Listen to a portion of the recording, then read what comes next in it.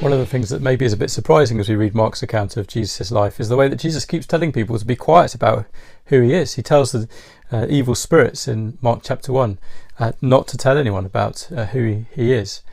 And in Mark chapter 1 verse 43, he sends the healed leper away to the temple to give testimony to the priests about this healing, but tells him not to tell anyone else, which the leper disobeys.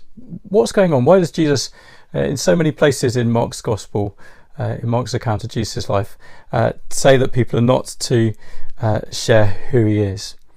Well, I think there's something to do with strategy. So in this turn of chapter 1 to chapter 2, we find that Jesus could no longer go into the towns as news about him spread, because there's such excitement that here was the promised king, the one who could do such miracles, who was the Holy One of God, that it became difficult for him to preach about the kingdom of God, which we're told is why he'd come.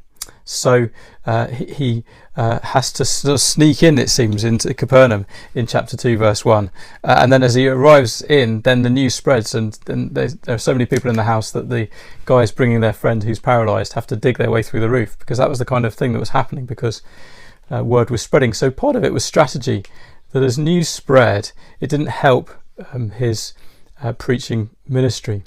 But the second thing, I think, is something to do with who he is as God's servant and son. So in Isaiah chapter 49, we're told about the one who was the servant of the Lord, and God had made his mouth like a sharpened sword. And that's what we're seeing in chapter 1, isn't it? Jesus teaches like with authority that no one else.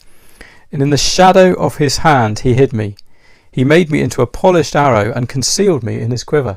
There's something about the Lord's servant, the Lord's son, that is hidden and concealed in order to then have full effect. And in Psalm 17, keep me as the apple of your eye, hide me in the shadow of your wings. Again, there's just something hidden that's to be made known at the right time. But I think maybe as we look at Mark, ultimately it's to do with Jesus' identity as the Son of Man who's come not to be served but to serve and to give his life as a ransom for many. Mark 10 verse 45.